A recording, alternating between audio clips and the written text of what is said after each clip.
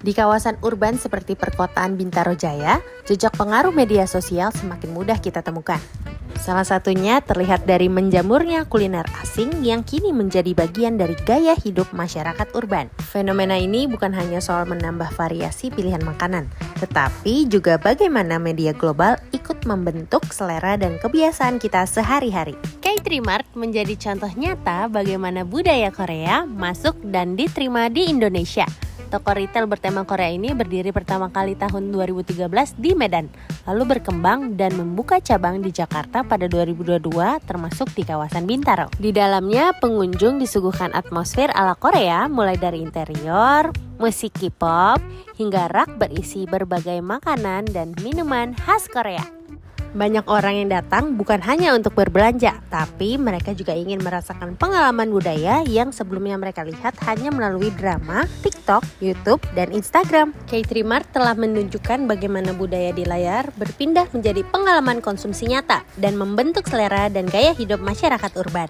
Begitu masuk, suasana Korea langsung terasa. Dari rak-rak penuh ramyeon dan tteokbokki hingga snack bergambar idol. Semuanya familiar karena sering muncul di drama atau konten hiburan Korea. Banyak orang yang membeli produk ini bukan sekadar karena butuh, tetapi karena mereka sudah terbiasa melihatnya lewat media yang mereka konsumsi setiap hari. Fenomena ini dapat dijelaskan lewat konsep culture imperialism dari Herbert Skyler. Culture imperialism adalah situasi ketika budaya dari negara yang dominan menyebar dan memengaruhi negara lain melalui media, sehingga nilai, perilaku, dan gaya hidup masyarakat lokal mulai menyesuaikan diri dengan budaya asing tersebut. Dalam kasus K3 Mart, paparan drama, musik, industri K-pop, dan konten digital dari Korea perlahan menciptakan pola konsumsi baru yang mulai menggeser pilihan budaya lokal. Sejalan dengan pendapat Schiller bahwa budaya dari negara dominan dapat perlahan membentuk nilai dan kebiasaan negara lain melalui media dan industri hiburan. Proses kultural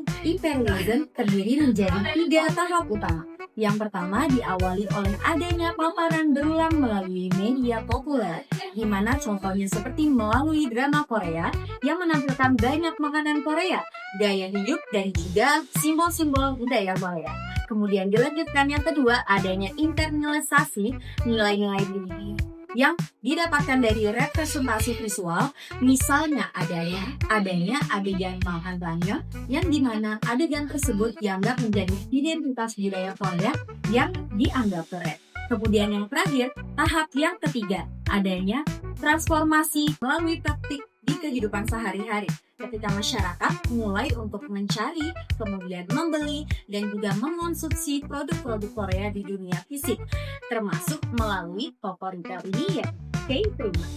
Seringkali perubahan ini tidak disadari karena hadir melalui media yang kita konsumsi setiap hari. Lambat laun, nilai, kebiasaan, bahkan selera masyarakat lokal akan menyesuaikan diri dan bergeser dengan budaya yang terus-menerus ditampilkan melalui media asing. Budaya Korea yang awalnya hanya hadir di layar, kini berubah menjadi bagian nyata dari pilihan konsumsi masyarakat urban. Selain itu, kehadiran K3 Mart juga mencerminkan konsep media imperialism. Dari Boyd Barrett menyatakan bahwa media suatu negara dapat berada di bawah pengaruh signifikan dari suatu kepentingan media negara lain. Dengan kata lain, negara kuat dapat memanfaatkan produknya melalui konten media secara luas ke negara lain. Sementara konten dari negara yang menerima pengaruh tersebut tidak mendapatkan uang yang sama di pasar negara pengirim. Hal inilah yang disebut media imperialism. Budaya Korea dengan mudah mengalir dan menjamur di Indonesia melalui media dan hiburan. Hallyu Wave yang ditopang industri media Korea yang kuat dan terorganisir berhasil membentuk perilaku konsumsi masyarakat Indonesia. Penelitian Messi Toding dan kawan-kawan pada tahun 2024 menunjukkan bahwa paparan intens drama Korea, K-pop, dan konten digital mendorong masyarakat untuk meniru gaya hidup, produk, hingga identitas budaya yang ditampilkan di media. Namun, arus budaya ini berjalan satu arah. Konten Indonesia hampir tidak memiliki ruang di pasar Korea, baik di bioskop maupun layanan streaming, yang didominasi oleh produksi lokal dan Hollywood. Ketimpangan ini menunjukkan praktik media imperialism ketika negara dengan kekuatan media besar mampu mengendalikan distribusi konten, sementara negara lain tidak memiliki peluang yang sama. Karena itu, fenomena ini bukan hanya tentang tren, kuliner, ataupun hiburan, tetapi gambaran bagaimana media global membentuk selera dan budaya masyarakat. Ketidakseimbangan ini terlihat jelas di rak toko di mana produk Korea menguasai banyak ruang dibandingkan produk lokal, dan produk lokal juga sulit mendapatkan tempat serupa di luar negeri, seperti pada rak K-Mart yang didominasi dengan produk-produk Korea dibandingkan produk asli Indonesia. Di Bintaro Jaya, produk Korea kini bukan hanya sekedar barang impor. Banyak konsumen mengenalnya dari drama, industri musik K-pop, atau konten hiburan Korea, sehingga produk tersebut ikut membentuk identitas gaya hidup mereka, terutama masyarakat urban. Media berperan membuka rasa penasaran, menciptakan tren, dan pada akhirnya membangun budaya dan kebutuhan baru dalam pola konsumsi sehari-hari. Ya, halo semua, nama aku Cindy. Aku adalah karyawan dari K3Mart. Aku udah setahun kurang lebih di sini. Saya mulai dari tahun kemarin, Kak. Aku pengen nanya deh, kira-kira di sini tuh jual produknya apa aja sih, Kak? Apakah produk Korea yang dominan atau ada produk Indonesia juga yang campuran? K3Mart ini dia menjual berbagai macam produk, Kak. Jadi ada 80% dia produk luar.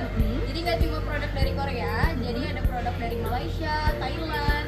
Jadi 80%-nya itu produk luar dan 20%-nya itu kita ada produk UMKM juga. Apa sih, Kak, produk yang paling cepet banget laris dari K3Mart ini?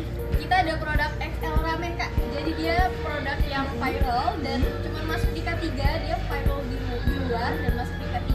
Jadi ramen XL itu ramennya lebih besar dari ramen yang lain, Kak. Pantes ya pada diminatin ya, Kak. Nah, aku pengen nanya deh, Kak. Menurut Kakak, kenapa sih orang-orang tuh kayak pengen banget nih belanja di K3Mart ini nih, pengen banget coba. Kira-kira menurut Kakak kenapa sih? K3 ini dia menarik perhatian, Kak. Jadi yang pertama itu selain produk Korea atau produk luar, dia juga tempat-tempatnya lucu, Kak. Jadi bisa foto-foto juga bisa. Ya, Lucu banget dan ya. bisa makan ramen juga, Kak. Bisa makan ramen langsung dia. Kira-kira Kak ada cerita lucu nggak sih dari para pelanggan Kakak nih yang datang nih, atau dari penggemar K-pop gitu kan yang datang ke sini? Pernah ada customer dari luar, dari Korea kayak gitu ya, dia kesini cuman nanyain makanan kucing, Kak. Iya, jadi di sini kita jual makanan kucing, makanan viral kayak gitu katanya. Tapi itu dimakan buat manusia? dimakan buat kita. Oh ya ampun, lucu banget ya. Kira-kira banyak nggak sih orang yang di luar sana tuh datang ke sini buat foto-foto doang ala-ala Instagramable gitu loh, ala-ala Korea? Banyak banget Ya yang cuma datang foto-foto di atas tuh kan ada apa ya, panci-panci gitu ya, itu ada poster-poster Korea juga. Tadi aku sempat lihat ada yang ke tempat masak-masak ala Korea gitu ya. Betul. Ya ampun, itu bener-bener kayak kental banget sama budaya Korea yang self-service gitu ya kayak. Oke, selamat sore. Perkenalkan namanya boleh Kak? Junita. Perkenalkan nama saya Tonga. Kenapa pilih belanja di K-Mart hari ini? Terus lagi pengen cobain apa hari ini? Aku sih dari dulu tuh pengen kesini gara-gara suka sama aktor di sini, kayak misalnya film-film Korea kayak gitu. Kayak suka buat BTS atau yang lain gitu. Jadi saya tuh sebenarnya udah biasa sih nongkrong di sini. Jadi saya kebetulan mau lagi nyobain ini salah satu jajanan baru ya, namanya onigiri Indomie. Kamu tahu pertama kali produk Korea itu dari mana? Apakah dari tadi katanya dari BTS atau terus apakah dari drama Korea atau TikTok atau gimana? Kalau aku awal pertama itu ngelihat dari TikTok. Aku suka BTS juga itu dari TikTok. Habis itu nular ke drakor, udah. Berarti kakaknya ARMY. Ya awalnya itu dari pacar saya sih. Dari pasangan saya itu cuma sekali nonton drakor. Apa yang bikin jajanan Korea lebih menarik daripada jajanan lainnya? Dari rasanya tuh beda dari jajanan Indo gitu. Jajanan Korea atau street food Korea itu kan benar-benar identik dengan visual yang sangat menggugah selera ya. Oke, kakak pernah nggak sih kepikiran kayak ada barang yang dipakai idol kakak nih, terus kayak pengen juga nih cobain, terus kebetulan nih ada di Kmart, terus kakak datang ke Kmart untuk cari itu? Ada kayak misalnya makanan sih Kak, kayak topoki gitu. Oke, makasih Kak. Dari pengamatan lapangan, banyak pengunjung mengenal produk ini pertama kali lewat drama atau konten hiburan Korea. Ini menunjukkan bahwa media adalah jembatan utama yang memperkenalkan dan mempopulerkan budaya Korea di Indonesia. Catering Mart menjadi bukti nyata bagaimana media global mengganti kehidupan masyarakat Tuban. Dari apa yang kita tonton, budaya itu berpindah ke ruang konsumsi fisik, mengisi etalase, lemari pendingin, dan pilihan belanja sehari-hari kita, hingga akhirnya melebur menjadi bagian kebiasaan konsumsi kita. Media tidak hanya membentuk preferensi hiburan, tetapi juga membentuk apa yang kita konsumsi, menggeser budaya lama, dan membentuk budaya baru dalam identitas masyarakat modern. Meskipun demikian, penting bagi kita untuk tetap bersikap kritis terhadap arus media global, agar tidak kehilangan jati diri dari budaya lokal.